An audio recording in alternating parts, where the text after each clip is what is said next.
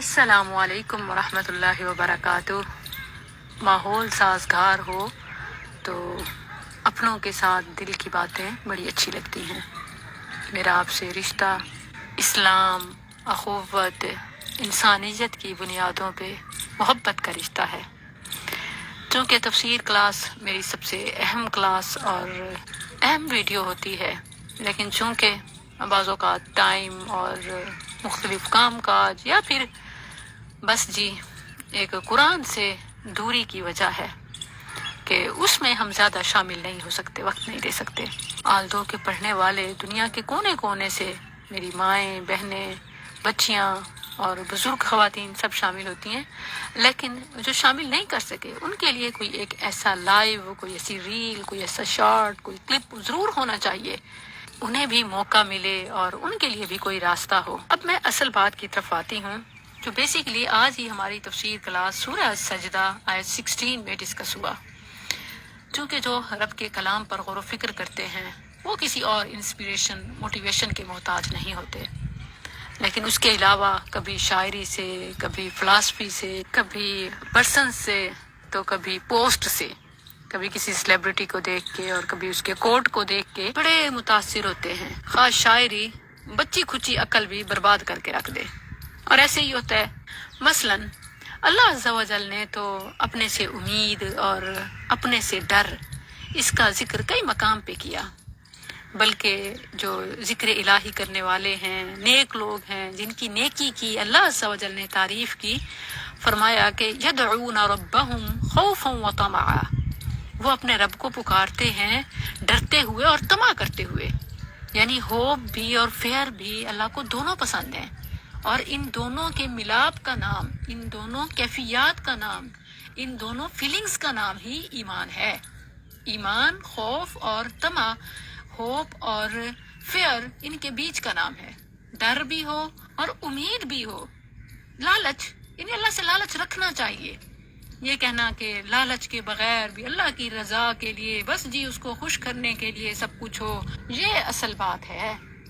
جیسے شاعر کہتا ہے، وائز کمال ترک سے ملتی ہے جاں مراد، یعنی ہر چیز چھوڑ دینے سے سب کچھ ملتا ہے۔ وائز کمال ترک سے ملتی ہے جاں مراد، یعنی یہاں اللہ کے ہاں یا اسلام میں ہر چیز چھوڑ دینے سے، حتیٰ کہ کوئی لالچ بھی نہ ہو، کوئی امید بھی نہ ہو، کوئی غرض نہ ہو، بے غرض، بے لوث، بے مقصد، بس اللہ کی عبادت کرو۔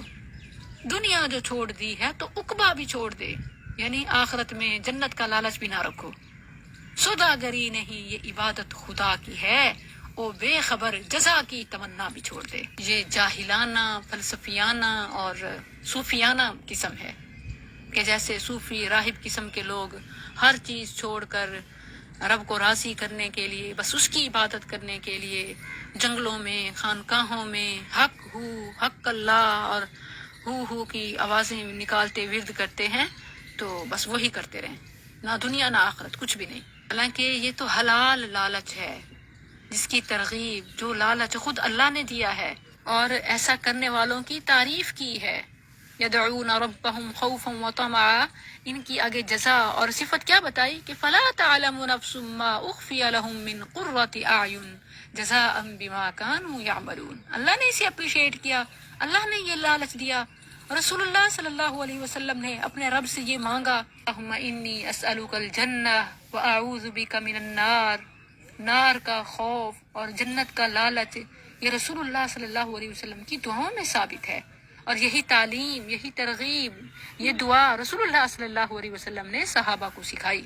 تو یہ جو صوفیاء قسم کے یا سو کالڈ اولیاء قسم کے لوگ کہتے ہیں، یا ان کے مرید مجاور کہتے ہیں کہ ہمارا تو دل چاہتا ہے کہ جہنم کو بھی بجھا دیں، جنت کو بھی جلا دیں، تاکہ لوگ اللہ کی عبادت کسی ڈر یا لالچ سے نہ کریں، بلکہ صرف اور صرف اس کی رضا کے لیے کریں۔ اور کسی نے تو یہ تک کہا کہ میں چاہتا ہوں کہ میرا رب مجھ سے راضی ہو جائے، پھر خواہ مجھے جنت میں بھیجے یا جہنم میں پھینکے، مجھے پرواہ نہیں۔ یہ سب فضول باتیں ہیں۔ بعض کہتے ہیں کہ نہیں جی ہم کوئی مال، کوئی اولاد، کوئی کامیابی، کوئی صحت، یہ چیزیں نہیں مانگتے، ہم جی بس اللہ کی عبادت اس کو راضی کرنے کے لیے کرتے ہیں۔ یہ ان لوگوں کی کم عقلی اور جہالت ہے کہ اللہ کی رضا کو اور اس کے انعام یا جنت کو اور جہنم کو انہوں نے الگ الگ کر دیا. حالانکہ جنت اسے ملے گی جس پر وہ راضی ہوگا، اور جہنم میں وہ جائے گا جس پر وہ ناراض ہوگا. تو اللہ کی ناراضگی یا اس کی سزا یا اس کی پکڑ یا گناہ سے ڈرنا چاہیے، اور اسی طرح اس کی فرما برداری اور انعام، پھر مال، اولاد اور خوشحالی سب مانگنا چاہیے. ربنا آتنا فی الدنیا حسنہ وفی الآخرۃ حسنہ.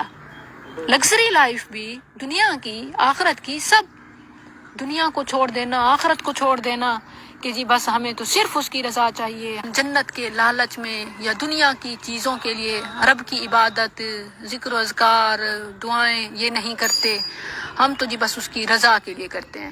یہ کوئی الگ چیزیں تھوڑی ہیں، جس پر رب راضی ہوتا ہے اس کو فراخی بھی دیتا ہے.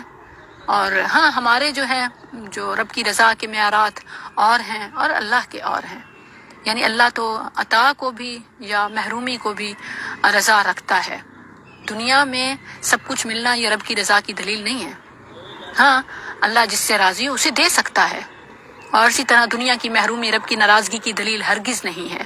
قارون کے پاس مال و جاہ اس کی خوش بختی کی علامت نہ بن سکا، اور اسی طرح بلال خالی ہاتھ جنت کا مالک بن گیا.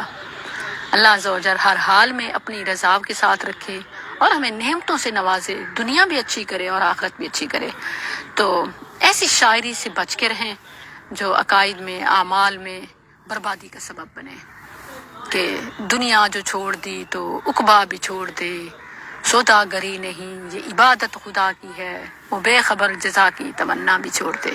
کیوں چھوڑیں؟ بے خبر ہوگا تو خود